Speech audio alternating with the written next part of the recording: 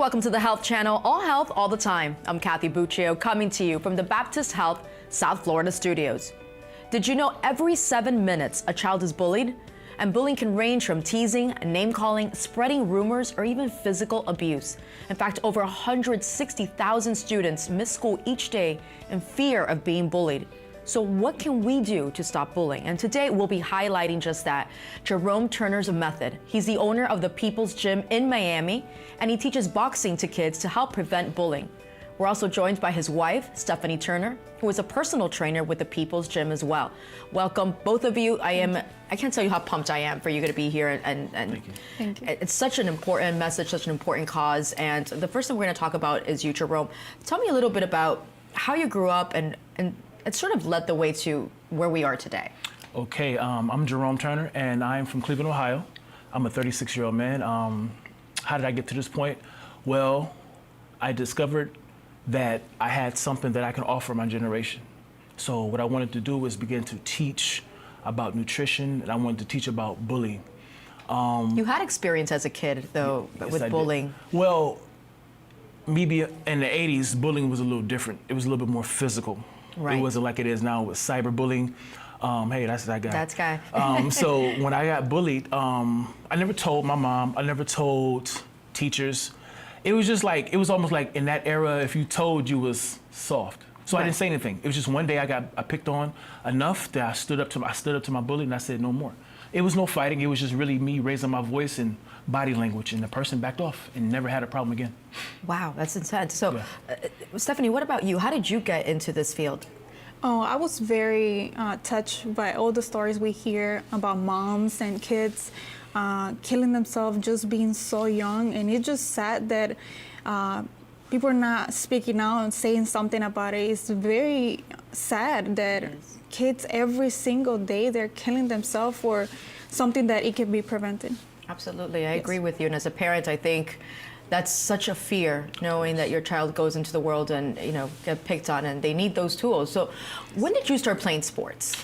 I started playing sports in the 2nd grade. Okay. Which is, I don't know, people tell me I'm really detail oriented. So it was in 1989. I started playing basketball. My older brother, Rick, asked for, that high school right there. My older brother, Rick, asked for a hoop to be put on the backyard, on the garage. And that is what started everything, my discipline, my focus, my integrity. And with that, man, it just started me to play more basketball. Right. Then it transpired into playing football in Muni League at the park. Right. Started playing tackle football. That's when we started being in front of audiences and crowds, learning plays, and just mingling with other children.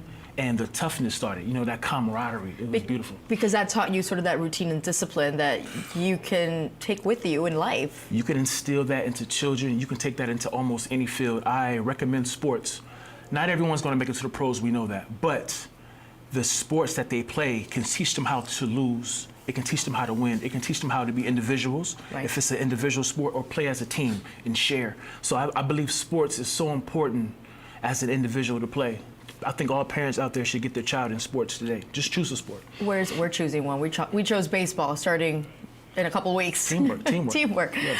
Now, for you, was there a highlight moment while you were playing sports, something that you remember that really... As a child or? Either. Okay, the first highlight I remember as a child, I was the wide receiver, and we was playing against a larger team. Right.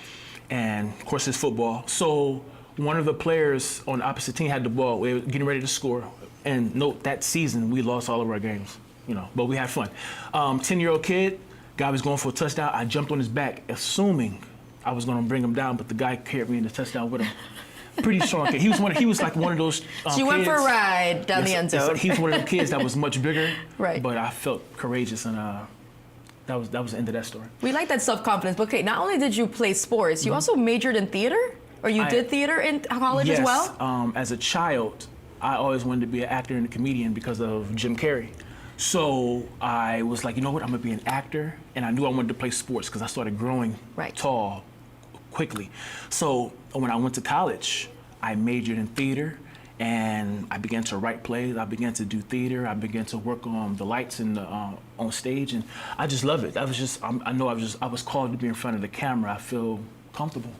And you also had an acting career. You have an acting career as I have well. an acting career, very active. I've done TV shows, Ballers with The Rock. That's me again. I've done Ballers with The Rock. I've did,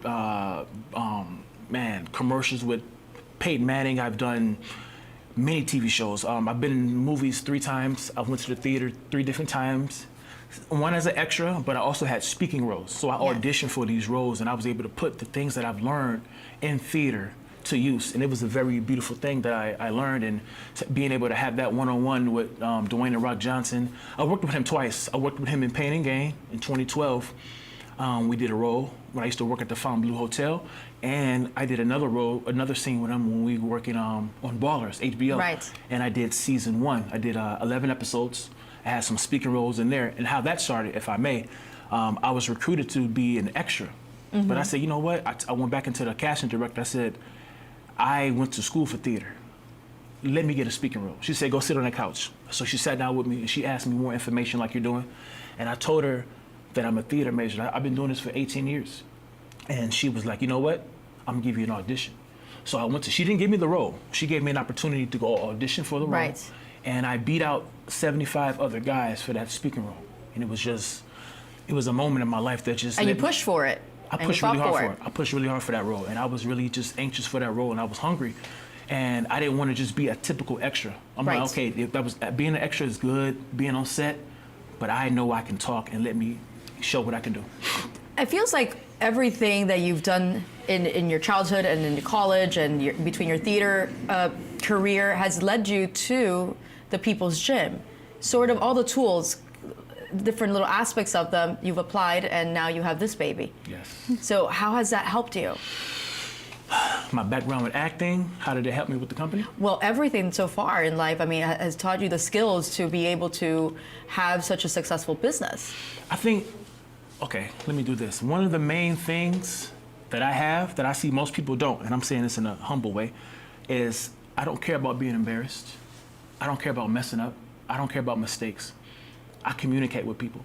And acting, I remember in my acting class when I was in college, acting 1, my teacher said, this is the exercise for today.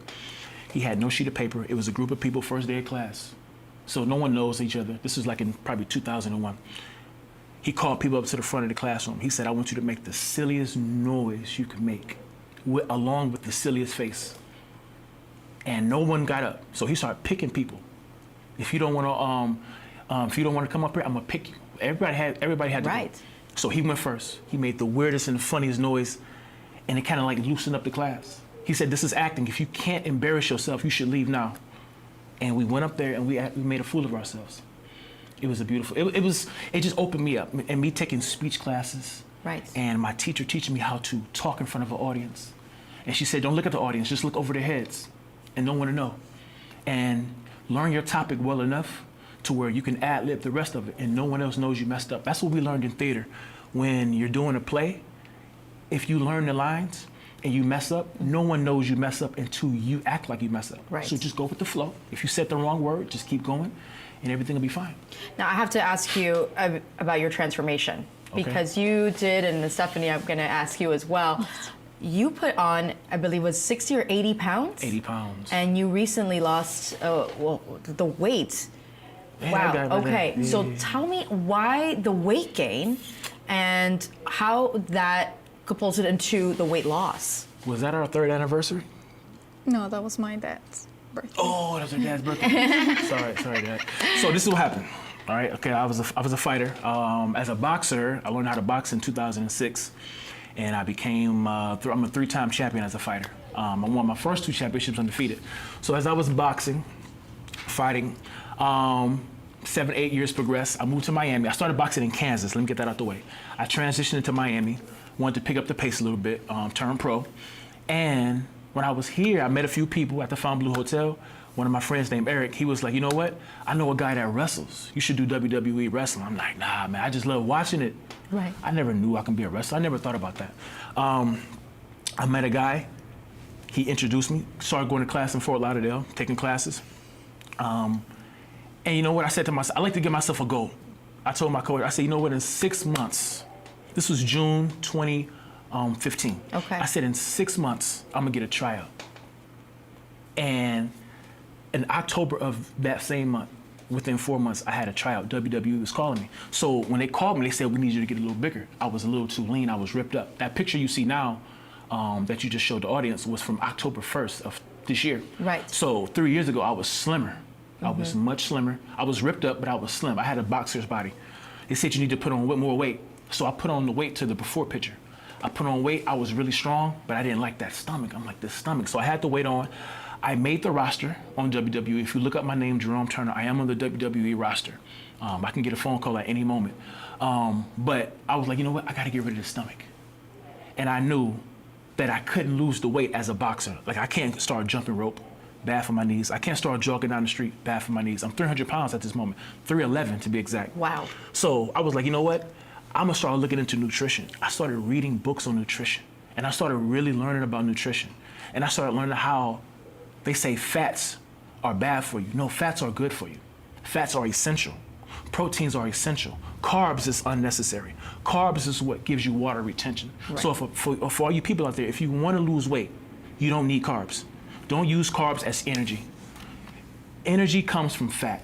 Fat gives you like a diesel fuel. It's a cleaner burn. It doesn't spike your insulin. So this is all you learning on your own? I'm learning on my own. I just chose to go to libraries. And I was always taught, when the student is ready, the teacher will come. And those teachers came in forms of books. And I just began to read books and gain wisdom. And I began to be my own guinea pig. Right. And I started to lose weight. And I didn't jog one bit. I was eating bacon. I was eating pineapple. Because these foods help burn fat and they don't spike insulin. So in the midst of me learning, I started training my wife. I want to get to her because I like her story. Hey. How did you meet Jerome, and how did you get? Because before this, you were actually training, as Jerome said, you were bikini competitions as well. Yeah. Well, I met him in 2011. We were going to the same church, so we dated for like a year and a half, and then he proposed in April 2013. We got married in October. It's a good proposal. we got married in October 19 of 2013, and we've been 5 years married. So it's been good. He challenged me a lot, and he was the one that put in me to do something different, to believe in me that I could do bikini fitness. Right. So he started to train me. It was a very hard oh my goodness challenge, because it's like, from wow. Yes. Yeah. And that's with pineapple. That's with bacon. That's with steak. So all you doubters out there, you see that picture, you doubt that. Yeah. Yes, it's a different method that he used, but it definitely works. My first competition, that is that one in the picture, I came in third place. Amazing. So should have been first. Yeah, it was a very hard, but I honestly learned a lot, not only weightlifting, but I also use this as helping my clients how to get in shape and encourage them that they can do it. Even though you can be having babies, you can go back and have your body back. So absolutely, and I love that you're doing that to empower women as well. And which brings me to the People's Gym. Hey. I want to talk about what that is. Tell me a little bit about the People's Gym, what you do, and what the ultimate goal is at the People's Gym. When I first started in 2016, it was just to make money. I mean, I had a purpose behind it, a cause, but I didn't have a direction of what I wanted to do. Of course, I started my LLC, and I'm like, you know what, I just want to stay in business, so I'm gonna train anybody. As months progressed, as I read more, as I talked to more entrepreneurs, I began to have a vision. Okay, this is what I'm gonna do. So I started focusing on in-home training. So I started saying, you know what, I'm gonna look for stay-at-home moms. I train men and women and children, but my main focus is stay-at-home moms that are too busy to go to the gym, or they don't like the gym environment. So it's true. Which is true, right? There's a huge lane. Now the difficulty is, how do you know who's who? That's when the social skills come in. I shake hands and I say hello, and whoever says yes, and no says no. So I just shake hands and talk to everybody, and I just always promote what I do. I ask people, are they looking for a trainer in this specific area? I take my weight bench to people's homes. So you're a mobile gym. I'm a mobile gym. I'm the real McCoy. So you travel everywhere in South Florida? Yes, ma'am. Wow. Yes, ma'am. And you do this together? Yes, we do it together. So while you're working with maybe a client, you're... Yes. Or maybe he's doing the husband, I'm doing the wives, and we do kids as well. So some women don't feel comfortable with men. Yeah. That's perfect with me. my wife is trained. Yes. And when they see that picture, they love it. That's that's motivating Yes. as well. And you do boxing as Yes, well. ma'am. Boxing, weightlifting. I focus on boxing for those that don't want to lift weights, or I can incorporate both. I do 30 minutes weights, full body, and do 30 minutes boxing. Okay. Yes. And you as well, Stephanie. Is it your same regimen? I mean, do you guys work on a plan together, same regimen together, depending on the individual? Depending on the Correct. individual. Yes. Okay, that's incredible. I can't wait to hear more about this. Yes. Coming up next, we'll be talking more in depth about child bullying and how to learn how to box and if it can prevent it. You're watching the Health Channel, all health all the time on South Florida PBS. If you have a question for Jerome and Stephanie, please call in using the toll-free number 855-796-4475. And be sure to visit our website, allhealthtv.com, where you can watch the Health Channel live 24/7 or check out videos from previous episodes like this one. We'll be right back.